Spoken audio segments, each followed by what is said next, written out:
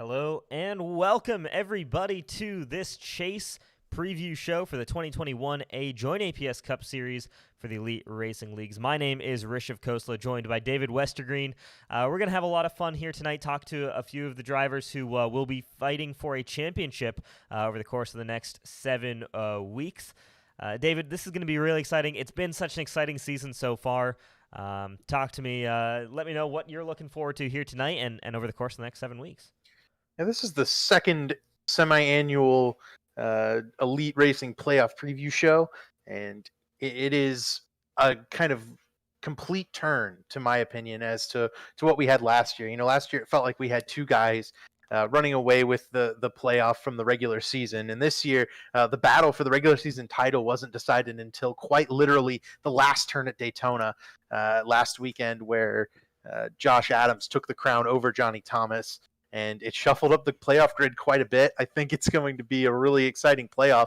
You and I made our picks, and we really kind of struggled both with who was going to get into that second round, who's going to get into those final four. I'd say there's maybe like 8, 9, maybe even 10 guys who could really be a championship threat, not even just a threat to get into that second round. Absolutely. Yes, at the end of this show, we will be making our semi-annual embarrassing, probably completely wrong picks for the next couple of rounds for the chase and who our picks are for the championship based off our thoughts today. But yeah, I mean, it's been such a close season. There's been no real runaway driver at all. Obviously, we crowned our regular season champion Josh Adams earlier last week. But that was such a close battle to the wire. You said it yourself. That was all decided at Daytona. There was so much still on the line, and there's still so much on the line. There's so many different ways this chase can go. We've seen so many different race winners, a lot of non-chasers who have looked very, very competitive and are back racing in the Cup Series. So that's also going to throw a little bit of a wrench in the works there. I mean, there's so many different things that can happen over the course of the next 7 weeks. Let's first do a quick little talk about, though, the season we've had so far, and it really kicked off at the Daytona 500, the Home Place Beer Company Daytona 500, and it was Matthew Weeks bringing that number 11 car to victory lane. What a monumental victory for him, and it led to him being the number 2 seed in our chase here at the start of the chase here. He's certainly going to be a force to be reckoned with as we go over the course of the next couple of weeks. That race was one of the best races I've ever seen in terms of racing. I talk about it just about every broadcast. I mean, these guys know how to put on a show. 84 lead changes, 19 leaders. Matthew Weeks came home with the trophy, but it wasn't for a lack of contest between everyone.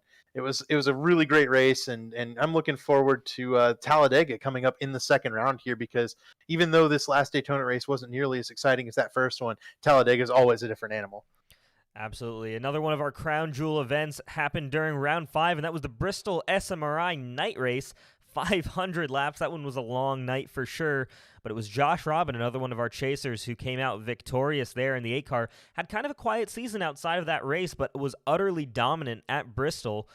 Certainly has to be looking at some of the shorter tracks that we're visiting on the calendar here to try and punch his ticket into the next round and then the final 4. Yeah, Josh Robbins, I think, kind of in a difficult position here. He's got to go through a round of a road course and a super speedway. The super speedway being, anything can happen. The road course being kind of a specialized track.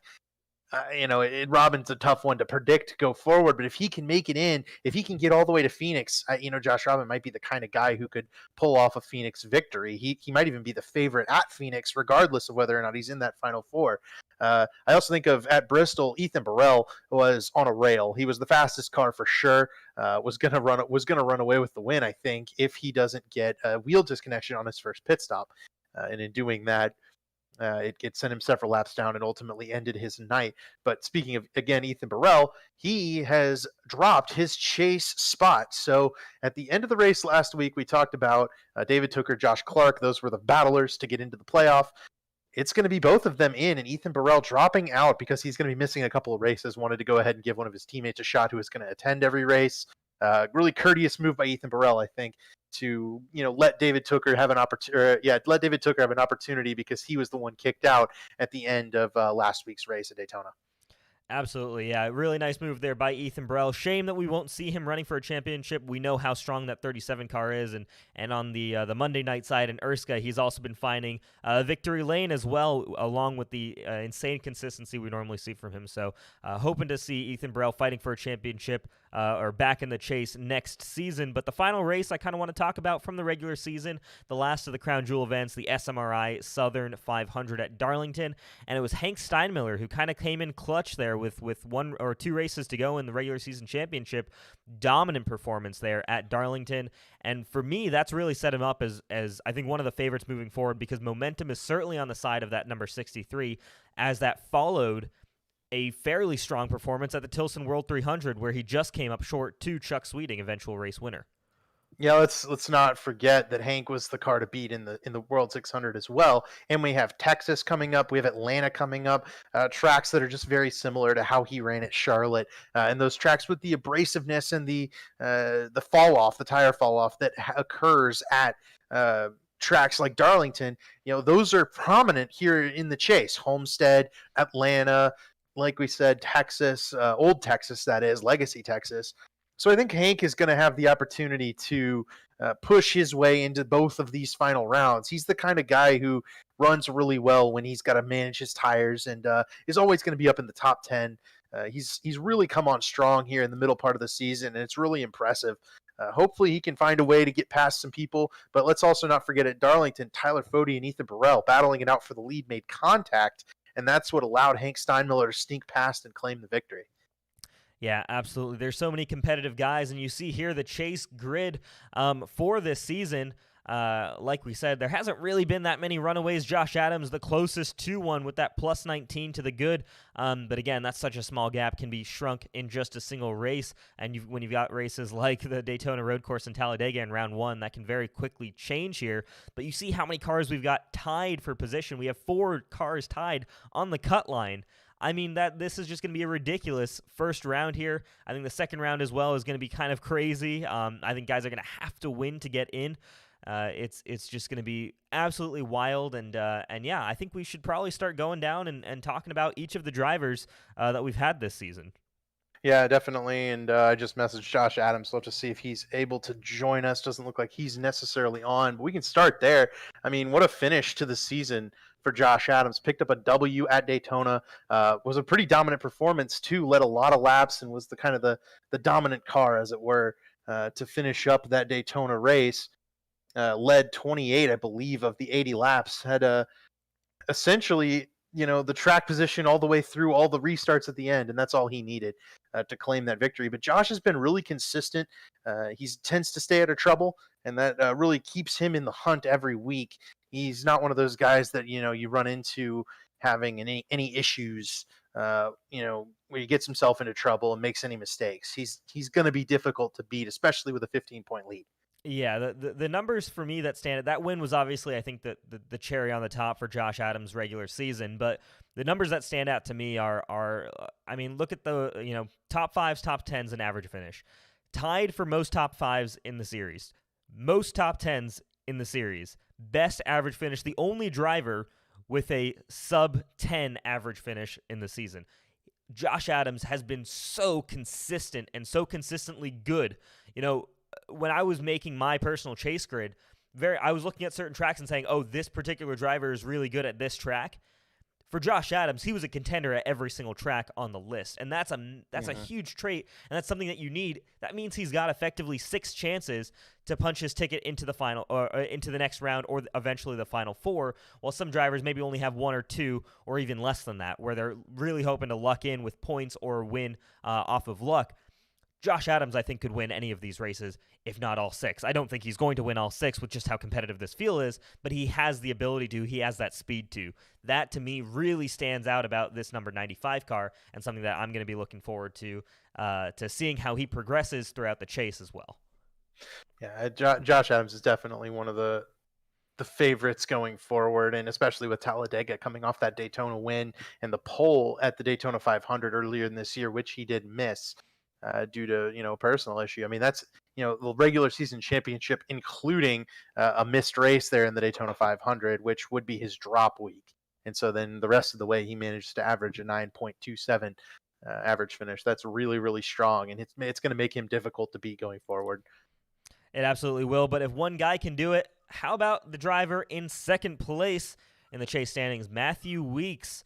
Pro Edge Racing number 11 driver comes in with 1,011 points. Of course, we talked about him earlier, your Daytona 500 winner. So obviously he's circling Talladega as one of those tracks. But really anything 1.5 miles and up, you can look forward to seeing Matthew Weeks being extremely competitive. He's the guy who Josh Adams is tied for with top 5 finishes, 2 less top 10s, and a 13.09 average finish. Matthew Weeks has been very, very strong. Kind of had a little bit of a lull in the middle of the season, but has really picked up the pace, really found a lot of pace here towards the end of the regular season, and looks ready to go to fight for a championship. Yeah, Matthew, I want to bring you in and ask you about it because, I feel like you're coming on right at the perfect time where your speed kind of is starting to tick up. As you look forward to this round with a road course, Old Texas, and then Talladega, what are you looking forward to most? Texas, to be honest. I mean, I love plate racing. This new package, I'm still learning, but I'm looking forward to that Legacy Texas. I know it's been a while since I've raced that track, but last time I was there, I was fast. And I've been fast at the 1.5-mile tracks. I consider myself a guy that could probably win most of them. So that's the one I'm looking forward to. Well, Matthew, we obviously know you can get the job done on the plate tracks, but talk us through that first round, especially the road course and Talladega, 2 kind of wild card races. How do you make sure you're advancing to that through that first round? Obviously, Legacy Texas is going to be one that works for you, but how do you make sure that Talladega and Mid Ohio, are going to be Mid Ohio, are going to be those important races for you? Mid Ohio, I need to finish. I think if I can just finish without messing up in a good solid 10th, if 12th, I mean somewhere in there will be good. I'm not I'm not really good at road courses with the stock cars. I think that's the one I'm worried about. Plate racing, I'm very consistent. I've watched a lot of our old races, and I'm always top 5 towards the end, so I ain't worried about that. I'm just mainly worried about being good at Mid Ohio. That's my biggest thing. And Matthew, let's say you get up to the final race at Phoenix, and you have a chance to win the championship. It's the question I asked last year. I think it's one to kind of finish off on. Who do you want to see there with you among these chase drivers? It's hard. I feel like this year the field is even more stout. Ethan's not in there. Tucker, I would love to see Tucker really make it because I love racing against my teammates, dude. They're the best. I can see Fody again because how consistent he's been. He's been really strong. And Adams, dude, he's out of nowhere, and I love racing Adams too. I think those are the 3. I think. Awesome. That's absolutely perfect, Matthew. Well, if you keep watching, you'll see what our picks are, and you'll see whether or not we have you in the final race at Phoenix. But we'll catch you later, man. Yeah, y'all have a good one. I'll be watching, so y'all have a good time. Yeah. All right. Thanks, you guys. Matthew. Right, that was Matthew Weeks. And he's certainly one of the more favorite drivers. But as we move on, I think maybe one of the biggest heartbreaks to this season was Johnny Thomas. What a drive through the regular season. He was the points leader just about every step of the way, all the way up until the last race.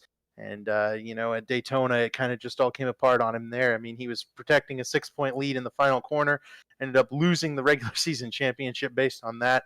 Johnny Thomas, what is your plan entering this first round of the playoffs, buddy?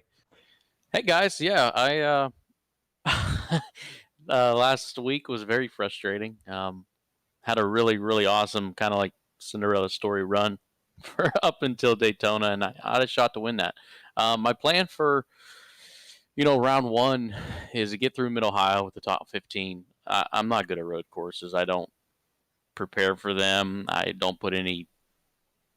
I don't test at them at all. Mid Ohio is a tough track, and I just want to get a top 15. I ran pretty close to the top 10 at Watkins Glen this year, and I got wrecked with about 15 laps to go or so. Then we go to Texas, the old Texas Motor Speedway. Feel like we'll be pretty good there. We were good at Charlotte, which is very similar. I think we'll be all right at Texas. Then we go to Talladega, and I'm extremely confident in Talladega and Daytona. Outside, I think Josh, I'm either the second or third best at these plate tracks, but hopefully they change the package. Hopefully I just get through round one, man. I'm not the best right now, but just got to survive. We'll talk us through round two then. I mean, if you're able to make it through there, survive those three kind of wild races, two of those certainly looking more like wild cards. Talk about New Hampshire, Homestead, Atlanta, more typical tracks that we're used to seeing, ones that we'd expect to see you strong at, and how do you try and make sure that you're one of those four drivers that's fighting for a championship in Phoenix? Yeah, and I haven't won all year, but I feel like round two you got to win with how competitive it is in this series. There's so many guys that can win each week, and I feel like if you stay top 10 like I've been a top 10 driver, and I feel like that's not going to get it done to beat it in the final round. New Hampshire, out of all them tracks there, probably my worst. Not too good on the flat tracks. I think I struggled at Milwaukee this year, which is similar to New Hampshire. When we go to Homestead, we should be all right. I'm pretty confident in myself in that track, and same with Atlanta. If it's hot and slick, I don't know what the weather is going to be, if it's a night race or a day race, but if it's hot and slick, I should be all right there. We just got to get a win, and I know this is the chase, and everybody wants to talk about advancing to the championship, but man, I don't do this to finish top 5 in points. I just want to win. I put a lot of time into this year, and I want to get something out of it, and hopefully we can get a victory. Johnny, it comes down to it. You're at Phoenix. You're one of the final four. Who are the other 3 drivers that you want to see there with you? Let's look at these standings right now. There's some guys that I have a ton of respect for in this series. Josh is one of them. Adams would be awesome to battle it out with. Gerald is another competitor that I have a ton of respect for. I can go through the list. I love racing Chuck. Matthew's a really hard guy to race, and I have a ton of respect for Weeks. Really, when we go to Phoenix, you probably don't want to. I feel like Fody is the guy that's going to be the guy to beat. He always comes on strong at the end of these things. But I'd love to race against Chuck, Gerald, and probably Josh. Gotcha. That's perfect. Well, Johnny, thanks for your time tonight, man. And we can tell, man, you took it up from 14th or to 13th in the chase grid last year to 3rd this year and the points leader for several weeks this season. So the difference is definitely notable. The work you put in is substantial, and congratulations on a really good regular season. Good luck going forward. Yeah, no problem, guys, and hopefully we can continue to put on a show. But appreciate you guys broadcasting. Thanks. All right, Johnny Thomas right there. What a great regular season he's had.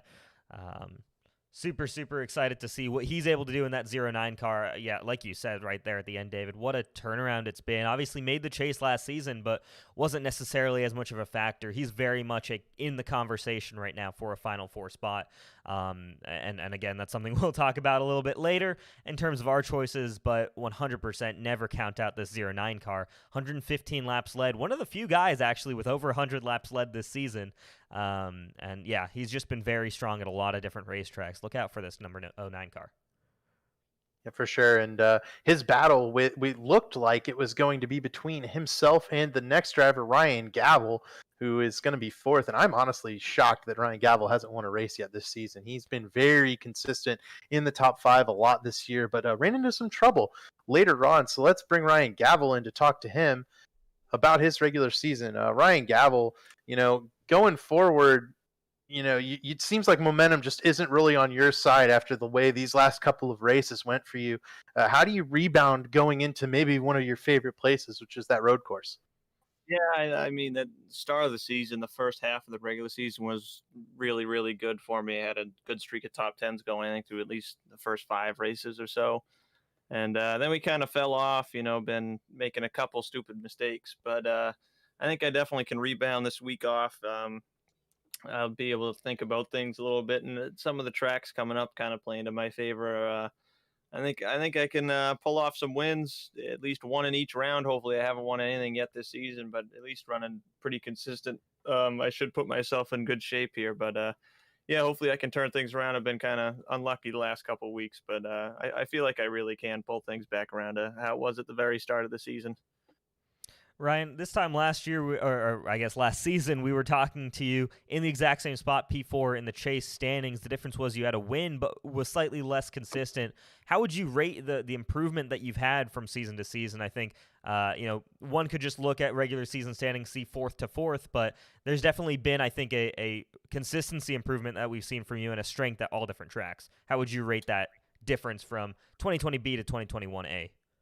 Yeah, I'd totally agree that I feel like personally, even though I did pick up a win during the regular season last season when we ran at Charlotte Roval there, I feel like generally definitely more consistent and definitely more consistent at tracks all around. Once I got hooked up later in last season with the guys at Lake Norman Motorsports, they kind of helped me fine tune how I was doing things on the 1.5 miles and the short tracks as well, where maybe I wasn't as good as I could have been with some things to do with the setup, and how to save tire was one of the things I really struggled with. And once I figured that out, I found myself to be a lot more consistent. So, I think that helped a lot, but in general, I definitely feel more consistent, less mistakes this season. A couple of mistakes within the last couple of weeks has kind of hurt me, but overall, I think definitely more consistent. A lot of that has to do with over there with Lake Norman Motorsports. Those guys have been helping me a lot with the tracks that I struggled at. Oh yeah, and Ryan, so it's the question I'm asking everybody here is: you're at Phoenix, you're running for the championship, you've made it to the Final Four. Who are the three drivers from this playoff field you want to see there along with you? Well, I'd really like to see Johnny Thomas. He's been running a fantastic season. Me and him were on top of each other through the first half of the regular season. Then I kind of started falling off, and he took off with it. Him and Adams there as well, who were really close, and he wound up getting the regular season. I think I'd be surprised not to see Johnny make it to the Final Four, and Tyler Fode's another one I expect to see there. So I'd say if I have to pick three others, Johnny Thomas, Tyler Fode, and then an upset kind of pick would be Colin Fern as somebody I think that could definitely make it to the Final Four if he is planning on running all the races, which I believe he is. But yeah, that's kind of my long shot if anybody is Colin Fern. But Fern, Johnny Thomas, and Tyler Fode is what I expect for my Final Four if I put myself in there as well. But we'll have to see what happens, because I really don't have a clue how these couple of races are going to turn out. A lot of kind of wild card tracks that are in the mix of these couple of rounds. All right, awesome. Thank you so much, Ryan Gavel. P4 in the Chase standings was super consistent earlier in the year, and hoping to rebuild on that. Best of luck over the course of the next 7 weeks, man. Yeah, thank you. All right, and with that, we end with Ryan Gavel, and we turn to someone Johnny Thomas actually mentioned there, and a quick summary of Gerald Campbell's season is another driver that just was so consistent, all year long. I'm trying to think of races that Gerald Campbell was up front in, and the first one that comes to mind is that Bristol night race. Mm-hmm. Yeah, I mean, Gerald has just been there, right? I mean, he's been a consistent top 5, top 10 finisher. You see there 3 top 5s, 5 top 10s.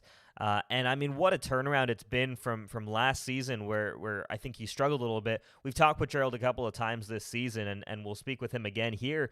But it's just been finding his footing again here in the Elite Cup Series. He's a former champion. He knows how to get this done.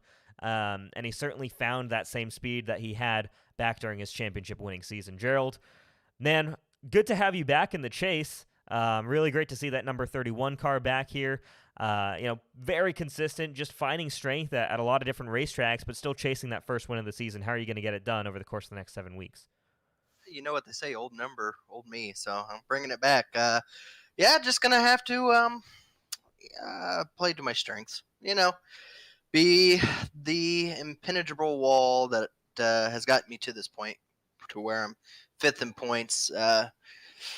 Doubt that a lot of people suspect me to be a challenge, but you get me in Phoenix, and I'm going to be one of the hardest person to deal with. So, yeah, if I get to Phoenix, gonna have to watch out, I guess. But yeah, just gonna have to play to my strengths and pick and choose the racetracks that are gonna provide the most points, and just try to be there for the ones that I might have a little bit more difficulties with. So if I do that, it helped me with making the chase this year, which was my main goal, and ultimately get to the final four, and then just go as hard as you can at that point.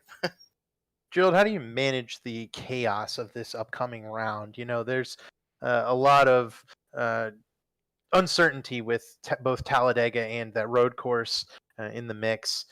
What are you going to do to kind of mitigate your chances to not make it into that next upcoming round after it, which is one that might be a little bit stronger for you? I mean, talk about the difference between the road course and Talladega. Road course is just trying not to make a mistake and don't ruin your own day. And Talladega is kind of the opposite. Don't let someone else ruin your day. So you just gotta try to, to be honest with you, going into Talladega is going to be very determined on how the first two races go. And I'm sure most people are going to go into that with the same mentality. Mid Ohio is a very tough track. So just trying to make sure that you don't put yourself in a bad position, which a lot of road courses tend to do to me. So staying on track going to be a big thing. Then we go to Texas, and I see a lot of those front runner guys that are good at those 1.5 mile tracks, but with this package, you never know. They're shoving and pushing that win in your in kind of mentality is going to cause some issues, and just trying to make it past that to get to the Talladega, and then figuring out your strategy from there. If you're going to try to be more protective, or if you're going to be the guy that tries to, win the whole thing and try to get in that way. So yeah, first round is talk about difficult. That's the round that I feel like if I can get through is definitely going to be the hardest round. All right, well, Gerald, I'm going to steal David's question here, and I'm going to say you make it to the Final Four. Who are the 3 guys you'd like to beat for that championship, or like to race for that championship? I hope to go into the Final Four, and I just start kicking everyone's butt on the way there that no one wants to even show up for it. That's my Final Four. It's just me. But if I had to pick, is this a pick of who I want to be? Because you make it sound like who I want to be versus who I have a feeling it's going to be. Which one is it? So whatever you want, it's. Okay. Do you want to race against the best? Do you want to race against your favorites? Or do you want to race against the people who are going to give you the best chance to win the championship? Just take it however you want to. Man, that's a hard question, because I don't want to pick who I want to be in there, because I want, I don't want to have enemies going in Talladega. I want some help pushing, so I want everyone to be in there. I guess the people that I suspect is obviously going to be a challenge is obviously Fody. I've raced with Fody, lost the last time to him on the last lap in the Truck Series to him, and I definitely want to be able to have that go around with him, and maybe be the one that passes him and gives him the bump and run for the championship. So I kind of owe him one there. So if me and Fody get into it, that'd be kind of mind games I like to play. Other people I suspect to be in there, Weeks, you got Johnny, you got a lot of those guys. Again, it's going to be, once we get past the first round and get past that unknown of that first round, then we're going to have a better idea who's going to be up there, because New Hampshire, Homestead, and Atlanta are tracks that usually you can provide your own destiny, and usually the top running guys are going to be there. So once we get past Texas, it's going to have a better idea who's going to be in the Final Four. But definitely would like to have some talks with Fody if we get into the Final Four together. All right, Gerald. Well, thanks for your time, man, and good luck coming up here with the playoffs. Yeah, I hope give you guys a lot to talk about. Maybe some good stuff and some exciting stuff. So, yeah, we'll see. I'm excited to be back in the chase, and excited to always prove people wrong. So, yeah, excited. All right, awesome there. Gerald Campbell back into the chase, driving the number 31 car. It's going to be great to see him fighting for a championship. And we'll move on then to the 6th place driver, our last season regular season champion, but Tyler Fody in the number 40 car. A much quieter season Just one win here, though I think he had just one last season, but 3 top 5s, 6 top 10s, an average finish of 14.18. He is coming alive, though, late in this season, and I think he had a very slow start to it. But Tyler Fody, right now, you've got the momentum behind you. How do you carry that into the next 7 weeks? Yeah, just keep clicking off the results we've been finding lately. Definitely not the first half of the year I would have hoped. But no, I'm liking where we're at right now and looking forward to the playoffs. Tyler, when you look ahead at this round, you're more strong at these road courses than some of these other guys that we've talked to so far tonight. Are you looking to kind of make a big statement once we get into Mid-Ohio and try to maybe take a win away there where you otherwise may, as your competitors around you, maybe just trying to survive? Definitely going to be a highlight for me, I think, this first round. We ran this place last season in Xfinity, and I was second to RC. So, I mean, assuming he's there, I'd like to think I'd be up there in the top 3 to 5. But with RC not being a playoff contender in this series, I think we got a good shot at taking the most points out of the playoff guys. Beyond that, then, when go to round 2, if you're able to make it to that round, what race do you kind of pinpoint as this is my ticket into the Final Four? Yeah, I don't know. I mean, I think New Hampshire's the first one. You might have to remind me here, but New Hampshire ran pretty well last time we went there. And I believe there was a 1.5 miles mixed in there too. 2.5 miles. It's Atlanta and Homestead. Okay, yeah. I mean, all those tracks really, top 5 would be perfectly fine for me, and I think we'll have the speed to be right around there. I'm hoping it doesn't come down to a win and in situation for me. I'd like to just be able to just get some solid results and point my way in there. But if it comes down to a win and in situation in that last round, I think Homestead would be a pretty good shot for me. Tyler, so to finish off this kind of interview, you're in the Final Four. You made it to Phoenix. Who are the 3 drivers among these playoff field that you want to see in there with you? Well, I'll tell you who I think's going to be there, and that would be Gavel, Johnny Thomas, and Josh Adams. I feel like they've been, if not the most, some of the most consistent people throughout the entire season. And as long as they don't have any catastrophe go their way here, I think they'll be there in the end. As far as who I'd really like to see, I think seeing Chuck in there would be awesome.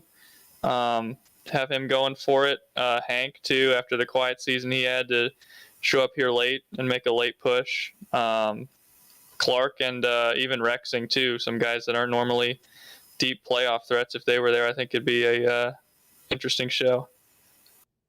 Yeah, I was going to say, you're the second Lake Norman car to come in here and not name both of your teammates. So I just thought that was a bit funny, but you did mention Hank Steinmiller. We'll get to him here in a little bit. But Tyler, thanks for joining us, and good luck in this playoff coming up. Yeah, thanks a lot. All right, Tyler Fody, driving that number 40 car, P6 in the chase standings, 1,008 points there. Looking to try and grab another win and make his way into the Final Four for the second year in a row, but he's got some guys to contend with, and one of those guys is going to be Josh Robin, our winner of the SMRI night race. Not sure if we've got him to join us tonight. Doesn't look like it. He never joined the booth. I did tweet him, but we'll go ahead and talk about his season, and it was fairly like we kind of mentioned, fairly nondescript with the slight edge towards that Bristol night race where he led 166 laps and was up front for the entire thing. Also dominated the first half of that Daytona race last week. Was kind of the recipient of the race, getting that long green flag run with the single file action. That was a lot of Josh Robin's laps led, which is why he's kind of got that higher figure than everyone else in front of him. But Robin's one of those curious cases where when he's fast, he can be a race-winning car. He just tends to get involved in things that even are really not his fault throughout the season. And that's kind of precluding me from picking him even into that second round, is because he just kind of gets into stuff that isn't of his own making. Yeah, for me, what I'm looking at with Josh Robin is I mean, you brought it up right there, is how well he performed at Daytona, and we've got Talladega coming up, very similar racetrack. That's something that I'm looking at there, is that this 8 car potentially, we've always got really strong super speedway racers. We've always had a very strong super speedway, we've always raced very well at super speedways in the elite racing leagues, but we've got some amazing drivers, and I think one of those guys is Josh Robin, who is always competitive at super speedways, always up front, fighting for wins, fighting for the lead. That's kind of the race that I have earmarked for him in round 1. And round 2, I think, is a little bit trickier because you don't have that same really short track that you had at Bristol, that high-speed short track. Very much so, New Hampshire is the smallest track in that second round. That's a mile-long racetrack, and it's generally more of a flat track. So very, very different to Bristol, which is where we saw him at his strongest. So for me, I'm looking at Talladega to get through that first round. And then in the second round, it's going to have to be really, really strong consistency if he wants to make that Final Four. Yep, just trying to check and see if he's going to come join us. But Josh Robin's very good at Phoenix. So the thing with him is that if he can make it through these rounds, which I don't think is any sort of guarantee, he's here because of the win, not so much because of the way he's been pointing this season. You can see the average finish is one of the lowest of our top group. But if he can get to Phoenix, man, that's a race he can win, regardless of whether or not he's running for the championship. And so if he manages to jump in and win this to get into that Final Four, he's my pick to win Phoenix. I think if we didn't do the race picks for the chase this year, but my pick to win Phoenix is going to be Josh Robin, regardless. Absolutely, yeah. Looking forward to seeing what this 8 car can do. A little bit of one of our few wild cards is kind of what I'd say, is where I just don't know what to expect from this 8 car, what we're going to see. He could be extremely competitive, making it through into round 2, potentially making a run for the Final Four, or he might be out in the first round. It's very difficult to gauge, and that's the case for a lot of these drivers. Josh Robin, I think, is one of the big wild cards that I'm seeing first here in this chase. Yeah. And he hasn't responded, so we'll go ahead and move on. And didn't get a response from the next guy either, but we can transition with Robin into another guy who's been somewhat a victim of circumstances around him, but I think in this case more self-inflicted circumstances, and that's Colin Fern, who took that win at Watkins Glen with a great pit call and a great strategy, and then he's gone on to be kind of a lightning rod to some of the angst in the league. Trying to see whether or not anybody got on here, but yeah, he's been really, I think, at the center of a lot of the kind of controversy that's kind of plagued the league this season. Colin Fern, I think, is the second wild card that I'm seeing here, just starting through this list, and the reason for that is when Colin Fern is on, when he's not when there's been no contact or something like that with another driver, it is hard to beat this 86 car. It is very hard to beat this 86 car. He is one of the fastest guys out there. However, consistency is a concern, I think, I think he, like you said, he sometimes can step on his own toes, getting, kind of having that self-inflicted damage in races, especially at shorter racetracks. Also, we've had 11 races, or at least 11 points counting races in this regular season. Colin Fern has not made a ton of friends. Mm-hmm. That's going to be a concern heading into the next 7 races, where he's going to want to have as many friends as possible to help him score as many points as possible. I mean, it started at Daytona in the 500. Colin Fern took some of these guys 3 wide coming down to the wire when he could have improved his position simply by staying in line.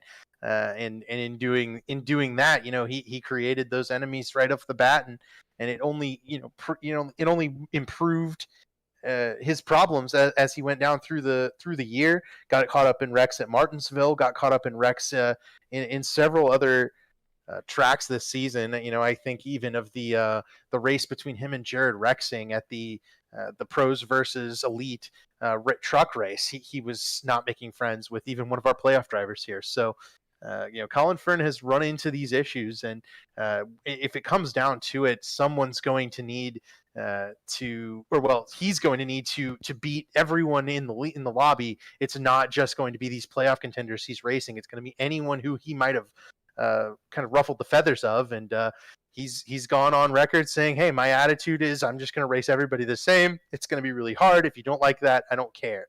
And that's props to him for being honest, but that's definitely going to rub some people the wrong way. Yeah, Colin Fern has ruffled some feathers, but again, look out for this guy, because in this format, which is win and in, all he has to do is win one race in each round, and that is very much possible for this 86 car. Extremely fast, extremely potent racer. Sometimes, though, can be a little bit crash prone. So we'll take a look and see, how this season, the next 7 weeks goes for Colin Fern here. But look out for this 86 car. He could be kind of a surprise, one of those dark horses there in the Final Four. Yeah, I think if Colin Fern makes it into the Final Four, he's another one that might be a total favorite to win at Phoenix. He's really good, and I think both of us might even be overlooking him a little bit in terms of this next round. Just depends on whether or not he runs into any trouble again of his own making, where he's running those guys really close.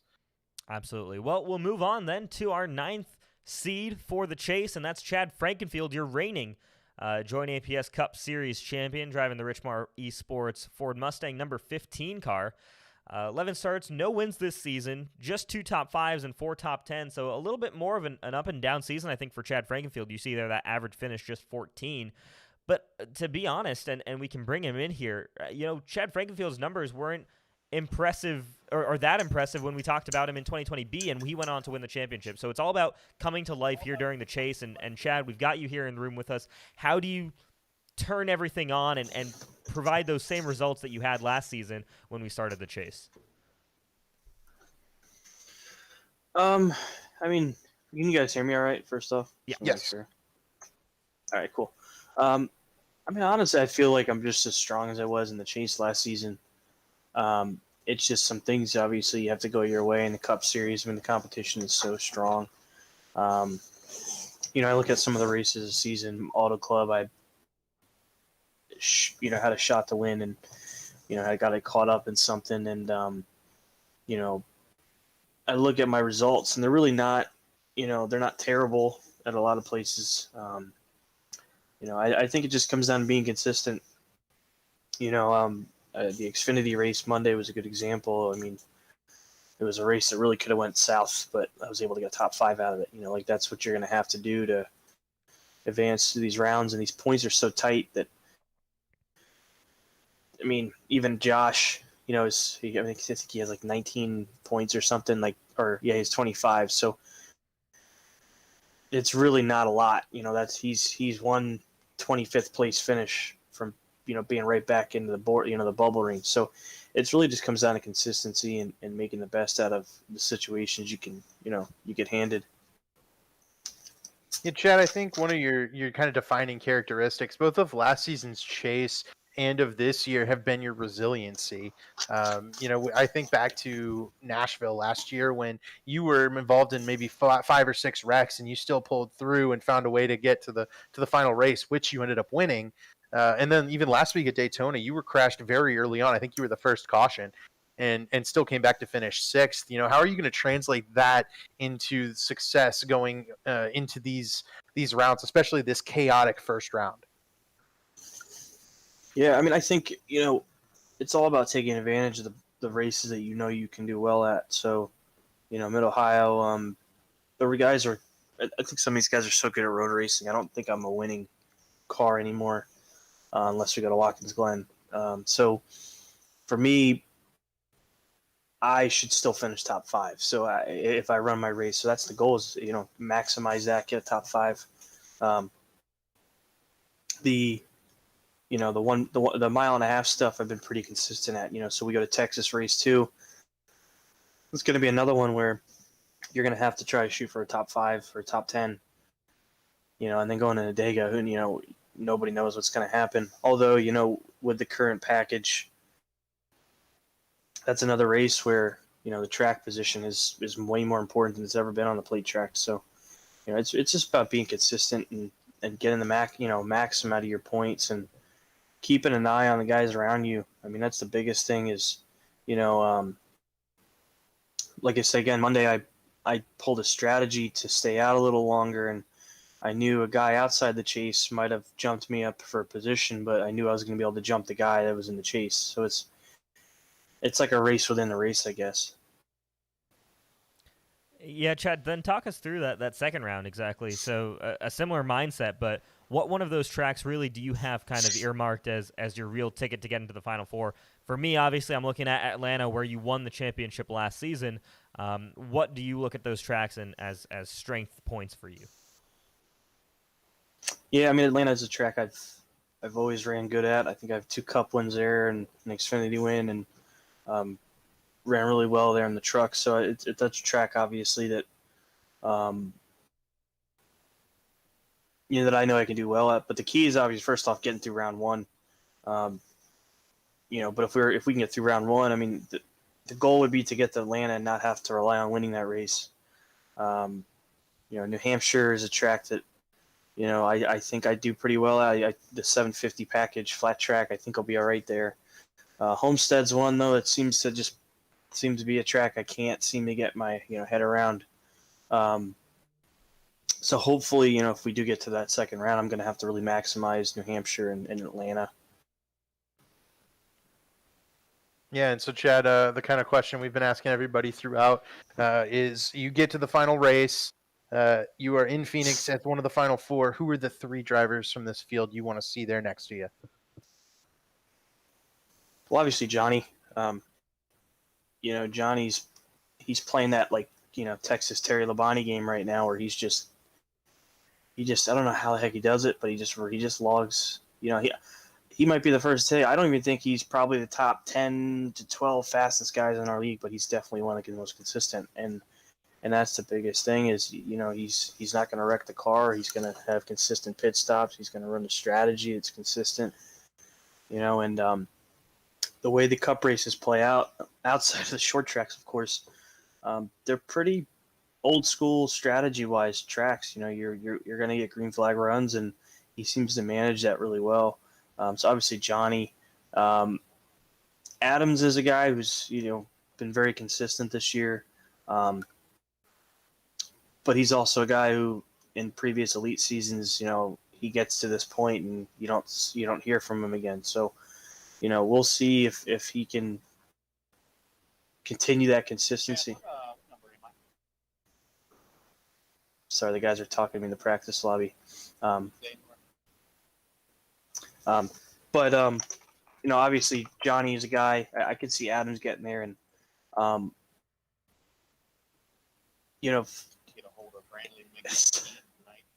sorry, they're talking in my ear here. Currently doing Indy 500 practice. I don't really know. I mean, all these guys really can pull it off. I mean, Tooker getting jumped, coming in late. He's a guy you never know. He could pull a win out anywhere to get there. Ideally, though, if I had to pick the championship 4 right now, I'd probably go, Adams. I'd probably go Fody. Probably Johnny, and then maybe Weeks or Gavel. But again, it's. I mean, you get one bad race, you're in trouble. So. Oh yeah, it's going to be tight. But Chad, thanks for joining us tonight, man. And go ahead and get back to that Indy 500 practice, man. Yep. Appreciate it. Thank you, guys. Yep. All righty, Chad Frankenfield, then your defending champion, lines up 9th there in our seeding for this upcoming chase. He said it right there. It's going to be a tricky one, but he's just got to be consistent. Don't lose any points there. And we'll move on then to our 10th seed, Hank Steinmiller. Hank has really come on strong. We talked about him a couple of times here, but he's come on so strong in the late portion of this season. And he's one guy that I'm looking at who's got a lot of momentum behind him. This 63 car finding his footing in the Cup Series. One win already with that dominant win at Darlington. Just needs to start, keep maintaining those results, because outside of that one win and the strong run at the World 300 earlier in the season hasn't quite gone to plan, Hank. So how do you make sure that those last 2 races prior to Daytona are the ones that you're carrying forward into the next 7 weeks? Keep the fenders on it is the biggest thing. I think that's the biggest trouble we've had, is getting caught up in other people's messes and being in position to be in that. So staying towards the front definitely helps. Hank, you you really impressed us with your runs at Charlotte and Darlington. How are you going to take the runs that you had there, where you were both like the fastest car at Darlington, aside from Bowden, and then the fastest car at Charlotte? There's 3.5 mile tracks with worn surfaces and tire saving, similar to the way Charlotte and Darlington were. How are you going to handle being maybe the favorite at some of those tracks in the playoffs? I would say Bowden was faster in like 20 lap stints. I still did have the fastest lap of the race, so it's be a little bit easy there. But the 1.5 miles, I don't know how they'll play out. Texas probably a little bit like Charlotte. This is not really a good playoff track wise. We have to survive the road course first. Talladega is survival, but usually I'm pretty good at getting to at least the end of those super speedway races. I say Texas in the first 3 is my best shot there to rack up some points, but it is all relatively tight there, so we'll see how they spread themselves out in the first 2 races and see what we have to do at Talladega. All right, well, Hank, talk us through that second round then. Talladega and Mid-Ohio, obviously kind of those wild cards in the first round, but that second round a lot more traditional in terms of we got the 1 mile at New Hampshire, we've got, and then 2 1.5 miles at Homestead, Miami, and Atlanta. How does those tracks look for you leading up to the Final Four? I'm comfortable. I don't even own New Hampshire yet, so I should probably buy that at some point. But Homestead, I'm comfortable there, and Atlanta was one we ran last year. I believe it was pretty much green flag the whole time. That was a championship race last year, if I'm not mistaken. And if that goes green that whole time, I'd expect to have a pretty good run there. I have speed there in the Cup cars, so I'm okay with that one. As long as we rack up enough points in that first round, I think the next round is probably a much better look for us to possibly get into the Final Four there. Yeah, and Hank, so the question I've been asking everybody throughout this is, let's say you make it all the way to Phoenix. Who are the 3 drivers that you want to see around you, in the playoff? I mean, I'd like 3 of them that aren't in the playoffs to be around me. Hopefully in the top 5. But if we had to pick playoff drivers, it would definitely be who I would want to see are my teammates, because I know there's going to be room given there, and nothing stupid's going to happen in the first, I don't know, however many laps, first 50 laps there. But I'd like to see Gabble and Fody and probably Gerald there. The ones I would say, Johnny and Gabble have been the class of the field all year. Adams sticks around pretty well, and if Fody can get through the first round, these 1.5 miles really match up with him. So if I had my 4 there, it'd be Gabble, Thomas, Fody, and Adams. All right, well, Hank, thank you so much for joining us here for this Chase preview, man. Best of luck heading in, 10th seed, but definitely have some of the most momentum behind you, and a lot of tracks here we'd expect to see you strong at. So looking forward to seeing how you progress over the course of the next 7 weeks, man. Appreciate it, guys. Please don't talk about me. We need all the luck we can get. Fair enough. Hank Steinmiller, everyone, your number 10 seed there. Yeah, Hank's definitely one of those guys that could potentially be one of the sneaky favorites to pull off a championship upset. We move into maybe the sneakiest of sneaky drivers, Chuck Sweeting. I did message him, but he has not responded. So we'll just go ahead and mention that Chuck Sweeting is doing a perfectly normal Chuck Sweeting season so far in this one. Calling strategy, doing wild stuff that has resulted in a race win at Charlotte. And I can only imagine that he's going to bring out the same level of aggressiveness going forward with those strategy calls. I love the fact that Chuck Sweeting drives for a team called Mystery Motorsports, because that is exactly what Chuck Sweeting's like. You cannot bet on Chuck Sweeting finishing in any position because you have no idea. It's a mystery every single race, because Chuck Sweeting always is always in contention, especially if there's cautions, especially if strategy is a factor, and there are races where that happens. Never, ever, ever count out the number 75 car, because he will always pull off some ridiculous win at the end with 2 or 3 laps to go with some crazy strategy call.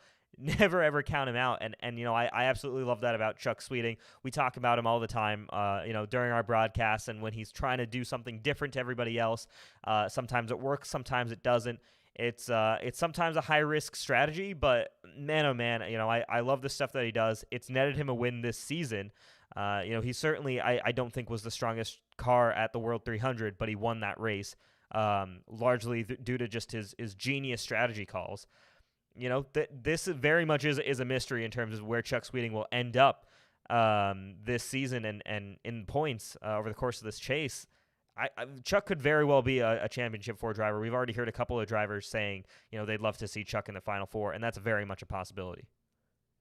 Yeah, and if I'm gonna go with another driver here as we move to number 12, yeah, that could totally be, and Chad mentioned it, is David Tooker gets the benefit of being led into the chase by the Ethan Burrell withdrawal, and in doing so, I think has made it an even more dangerous upcoming several rounds. David Tooker, known as that road course specialist, and you talked about pulling off miracle wins. He won at Charlotte just last year to claim a spot in the chase with a much worse average finish than he had this season. Yeah, no, David Tooker is going to be an absolute threat at Mid-Ohio. That right there is you know, his bread and butter. We're talking about a proper natural terrain road course, not a roval, nothing like that, but a proper natural terrain road course. You've got undulation, you've got a very tricky car. You're going to have the rear end really sliding around on you. That is where David Tooker is at his best. You know, I don't want to say it right here because obviously that might jinx it, but David Tooker could be a threat to win at Mid-Ohio, very much so, and especially if R.C. Anderson isn't in attendance, who's kind of become our de facto road course ringer in the elite racing leagues. But, man, David Tooker, you know, you look at that, and heck, Texas, we know he's good at 1.5 milers now as well, so there isn't really a weak spot on this 19 car. He was fast at Atlanta last year too in the finale. So David Tooker, if he can make it through this first round, you know, he's going to be at a little bit of a disadvantage out of the playoffs to start. But anything can happen in these first couple of races, and he's just one of those guys. I was debating, you know, putting him in the Final Four, and he's not even someone who was technically in this playoff field just a little bit ago. That just shows how close these guys are. And so we'll switch gears over to David Tooker's teammate Josh Clark and bring him up into the booth. The last guy to announce, or rather to interview with. And Josh Clark, you know, you've had a really consistent season. You kind of doing the same thing that you've always done, but it was a little bit closer, I think, this time than the last couple of times to get in. You know, talk about your plan as kind of being that maybe underdog going into this next round. Yeah, can you guys hear me okay before I start? You're a little soft. Okay. How about now? It's about the same, but I can definitely increase your volume here. Okay, yeah, if you wouldn't mind. Sorry, I'm on a different microphone than I normally would be. No worries. But yeah, you hit it right on the head. It was a little bit harder this time around to make it. You know, I kind of pride on myself being consistent enough to always be around in these playoffs. I don't think I've ever missed an elite playoff. But you know, the talent this year, it was just, you know, it's such a deep field. You know, I really am truly, with the season I had, lucky to be in this position. I think, you know, just looking back at all the races, I was kind of just scrolling through Dan Lisa before I jumped on here. I really only put about 2 races together fully that I think I finished where I should have. You know, sometimes that's my fault. Other times, you know, I get involved in some incidents. But you know, all things considered, I'm just really happy to be here. And you know, the goal obviously would be to make the second round. I think those rounds, or the tracks in the second round, are really good tracks for me. So if I can get through this first round, who knows? Yeah, and Josh, I'm curious, you know, what can you do here over the you know, especially in this first round, to make sure that the results that you're getting, the points that you're scoring, are representative of your performances? Because you're absolutely right. I mean, we've seen you very competitive up inside the top 10 a lot, but only 3 top 10s. Things haven't necessarily gone right as the races pan on. What can you do to make sure that, you know, the finishes that you're getting match the pace that you're showing in the races?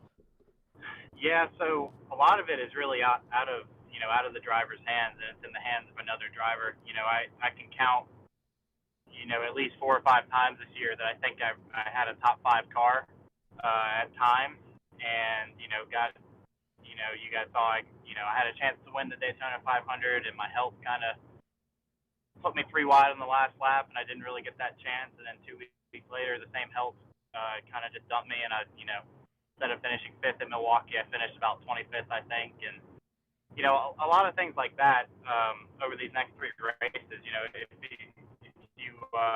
If luck strikes you a certain way,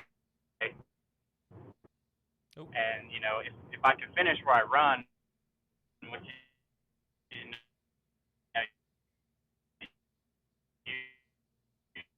looks like we've lost Josh there for a sec. Looks like you're lagging a little bit there, Josh. Oh, can you hear me still now? Still a little choppy there. Oh no. Not sure why. All right. Well, we'll give it another shot. Yeah, let's try once more here and we'll see. Yeah, give us a couple words here, Josh. Test 1, 2. There we go. Better. Okay, perfect. Yeah, I must have hit some sort of dead zone. I'm on the road. I'm a passenger, but yeah, that must have been what that was. But anyway, yeah, it's not always in the driver's hands. I guess is what I'm getting at. It's mostly in another driver's hands, as close and as competitive as the field is this year. So you can only do what you can do, and that would be make sure you show up prepared for all these races. Get some seat time, run an hour or so of practice if you can, and make the most of the pre-race practice when all your competition's out there with you. And yeah, that's about all you can do. Yeah, Josh. All right. So let's say you make that final 4. Who are the 3 drivers that you'd want to see around you that you could race for the championship? Well, if I got to pick, obviously I would pick 3 of my teammates, and that would, some combination of Ethan, Tooker, Zeus, and Tate. But if I did make it, I would absolutely want to face the best of the best. And this year, that Ethan's one of them. Gosh, who else is even in it? Ethan's not even in this one this year. That's right, because he had to back out. Yeah, thanks for the reminder. Yeah, he backed out. The Tooker's in it now, if I remember.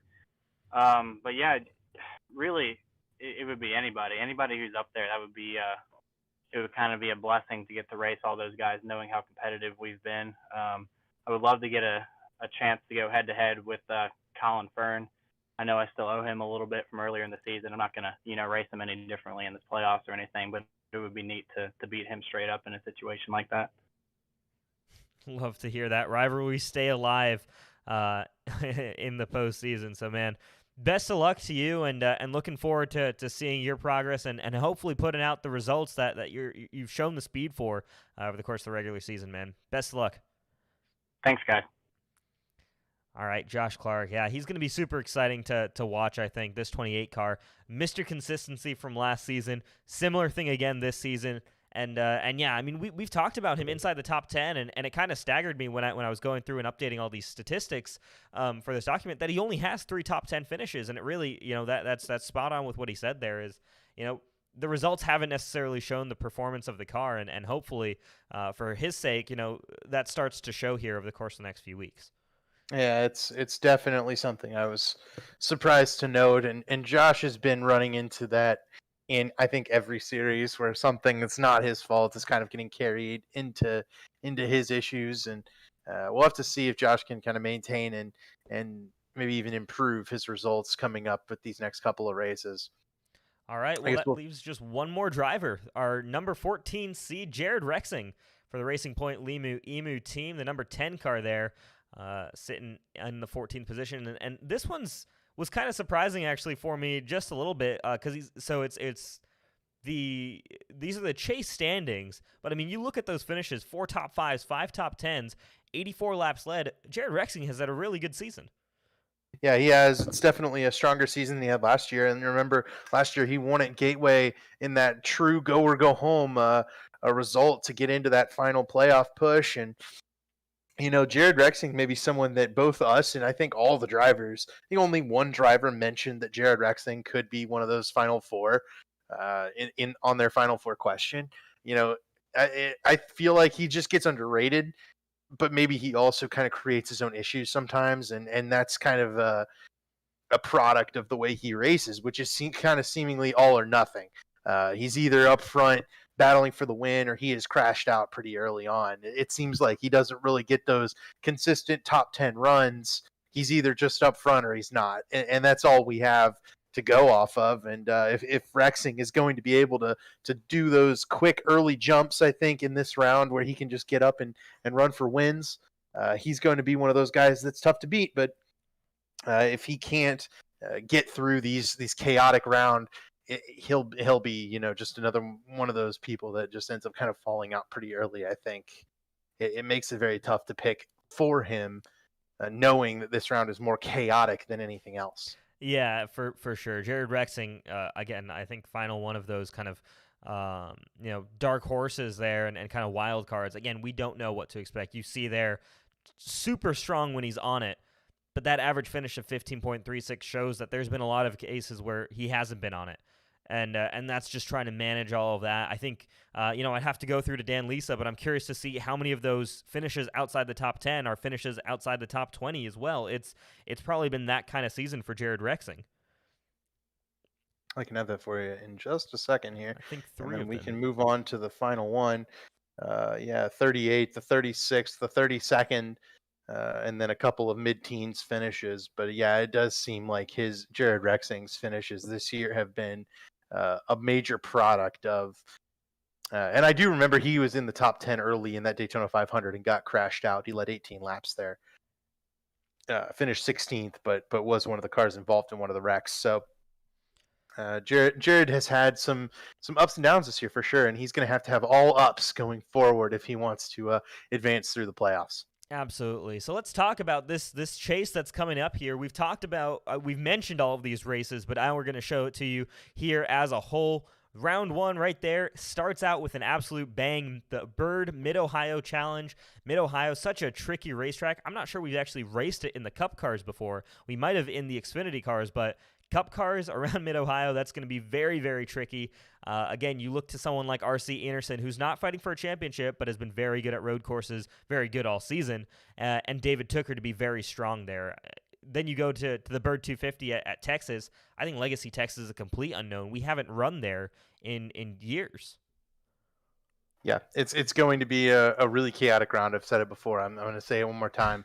This first round is very much randomizing the list of drivers that we're going to pick right here on this next sheet. And then that second round seems like it's more logical, where we're going to be able to know who's fast and who's good at those tracks. Loudon, Miami, Atlanta, very much a green flag heavy couple of races there. And then Loudon, it could be like Milwaukee earlier this year, could be completely different. It could be a green flag run. We've had long green flag runs at Loudon before. So, and then Phoenix, I think, is another wild card race, but it's the kind of race that some of these guys are really good at, that heavy braking zones of Phoenix. And I think it's going to create a real interesting challenge to make these picks.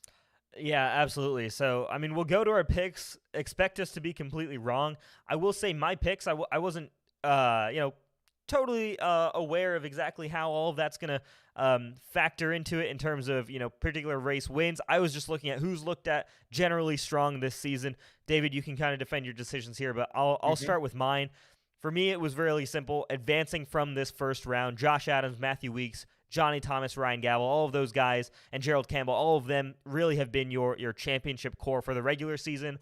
I don't see much of a reason that they don't advance. Tyler Fode, Chad Frankenfield, those guys are always just there. They're getting the results in. Expect them to advance. And then Hank Steinmiller and Chuck Sweeting. We talked about Chuck. He's certainly a dark horse, certainly a wild card. I expect Chuck to get something magical done in these races, especially when things get chaotic. And Hank Steinmiller right now, I think he's got it. He's got something that's working for him right now. That 63 car has the most momentum behind him, I think. I dawdled on this for quite a while, and it lies in the David Tooker spot and the Chuck Sweeting spot. I wanted to think about changing those out for maybe Gerald Campbell and Chad Frankenfield, but then mine would be a little too similar to yours. I'm going to go with that somebody from the top group is going to fall out. I chose Gerald. it may not be Gerald. He's run really well this season.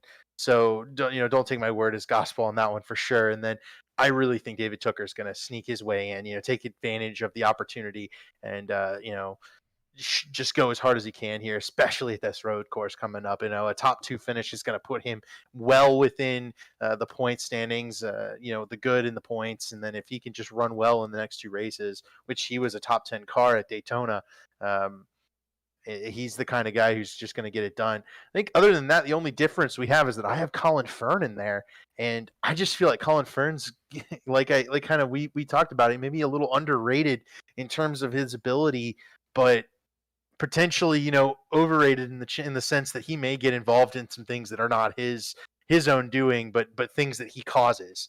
And so it's risky to put him in there, but I'm doing it. Yeah, no, Colin Fern's an absolute question mark. We talked about it earlier on the show, and no, I absolutely see why you'd bring him in. Obviously, you look at Mid-Ohio and how he performed at Watkins Glen. He could very easily bring the win in there, and he's fast at most racetracks we go to.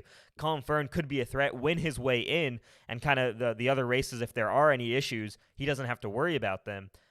So certainly going to be a massive threat. So what I do like is that this season, unlike last season, I think if we go back to that broadcast when we did that, we had virtually the same picks entirely all the way through. I mean, we were both very wrong, but we had virtually the same picks all the way through.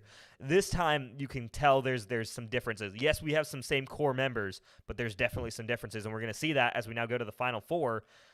And we've got complete difference, other than, Josh Adams, I think, is the only consistent driver between the two of us.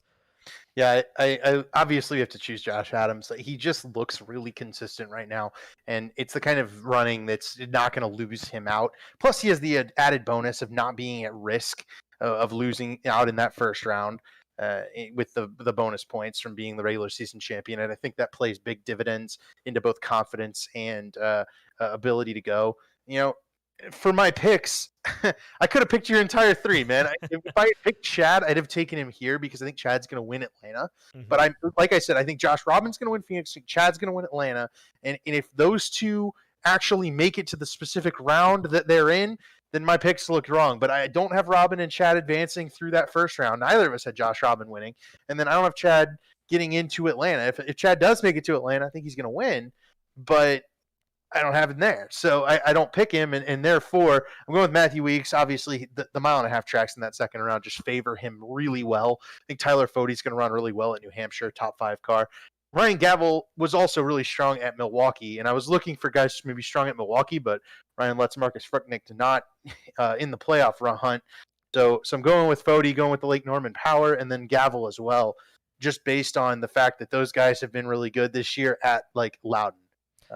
And then, Gavel, I think he's got going to get the hot hand from this road course. I think he may be someone we're sleeping on, and it just kind of depends on if R.C. Anderson shows up to that road course. Because if he does, no one's going to be punching their ticket, but if somebody can get a win, Ryan Gavel, David Tooker, it's really going to, I think, shake up this second round, and that's what's going to alter our picks. But I really like yours too, and I was debating all 3 of your drivers entering into my Final Four as well. Yeah, absolutely. I mean, like you said, Josh Adams to me feels like obviously he's not a lock, but he's been the strongest driver this season. It's been hard to really distinguish yourself as a driver amongst all of these guys. They're all fantastic. Josh Adams, I think, has been the one that has been slightly ahead of everybody else. Johnny Thomas has been the guy he's been fighting with all season, just beat him out. I think those two are strong at every single racetrack we visit, so that's why I expect to see them, if they don't win their way in, pointing their way into this Final Four. Chad Frankenfield will win Atlanta, and he will win his way into the Final Four, be a threat for a second back-to-back championship. And Hank Steinmiller, I'm going off that momentum. Hank Steinmiller has a ton of momentum behind him right now. Watching the World 300, watching the SMRI throwback race at Darlington, Hank Steinmiller looked like a championship driver. And that's what I'm remembering over, Daytona, where, of course, everything's kind of a wild card. If Hank Steinmiller survives round 1, I think he's going to be in the Final Four. Yeah, I think Hank. I was borderline picking Hank between him and Ryan Gavel, and then I thought back to what Hank has told me 4 times, and it's don't talk about me. So I'm not picking Hank in the sense that I kind of hope Hank does make it there, because what a story it would be. I mean, he wasn't in the top 10 much at all right up until we got to Charlotte, and then all of a sudden he looks like a championship-winning car in a playoffs with half the races in 1.5-mile tracks, which is where he looks so strong. So I guess then we got nothing else to do but to reveal who we think is going to win the championship. Absolutely. So here we go. The JoinAPS Cup Series Championship picks. I went for the cop-out answer. I said Josh Adams. I think he's been so impressive during this regular season. He's been kind of quiet, but I think we've really started to notice him in the past couple of weeks. And going through his stats earlier today, it was, I mean, just incredible. The kind of results he's put down. Getting that win at Daytona, obviously, it's a super speedway race, but he's so good at super speedways. We've seen him the pole sitter from the Daytona 500 at the beginning of the season. So he's going to be a threat to win Talladega, and then he's just strong wherever we go. For me, I kind of look at Loudon as maybe a chance for Josh Adams to punch his ticket to the Final Four. Otherwise, I think he's going to get in on points. Mm-hmm. Yeah, and I think you're absolutely right about that. Adams is definitely one of the favorites, but I'm going with Weeks on a kind of a hunch here. My hunch is that no one from this final group that I had is going to win that last race, and then it's going to be about the guy who can get the best finish. And Matthew Weeks has kind of been a little more up recently, and with those level of tracks that he gets to go to, I think the confidence and momentum is going to carry him into a really good run at Phoenix, even if he's not professed as one of the best at those high heavy brake 1 mile tracks. I think Weeks can get it done, and his Pro Edge teammates, he's going to have a bunch of guys there who can really help him push to win a championship. And I had him as surprise in the Final Four last year, and it ended up not working out for him. But hoping I can reverse the trend by just picking him all the way this year. Absolutely. So there it is. There are our championship picks, and as one last reminder, we'll show you guys what this chase picture looks like heading into the first race at Mid-Ohio. That'll be taking place next week, next Wednesday at 8:30 p.m., the standard time that we normally have our broadcasts. And man, this is always a ton of fun. I love going through the seasons, getting to look at the stats, kind of seeing how drivers have been doing, and then talking to them about their seasons. I am so looking forward to the next 7 weeks. I'm assuming you are as well. Yeah, it's going to be really fun to watch this playoffs unfold. And I we make those picks like we have some idea of what's going to happen. We have no idea what's going to happen, man. I think this is way tighter than it was last year, and way more difficult to think about. Last year we had some guys winning races and saying, Johnny Thomas wasn't nearly as good as he is right now. And Chuck Sweeting hadn't won in quite as long, so he hadn't been looking as strong. He looks much stronger this year. And yeah, I think we're going to just be ready to come out next week and put on a show. Absolutely. So that's it from us here at the Elite Racing Network. We wanted to keep this one nice, short, and sweet. We did go a bit over there to an hour and 15 minutes, but I wanted to thank you all for joining us here tonight. It was great to talk to the drivers, great to look at their seasons and what's coming up ahead. We've got 7 amazing weeks of racing coming up in the Cup Series, as well as the trucks and Xfinity who've already gotten underway with their chases. So make sure you guys are tuning in. Subscribe to the Elite Racing Network for all of your Elite Racing League action. And with that, I've been Rish Khosla, joined by David Westergreen here for this Chase preview show. We'll see you guys next Wednesday for round 1 of the 2021 JoinAPS Cup Series Chase. Thank you all.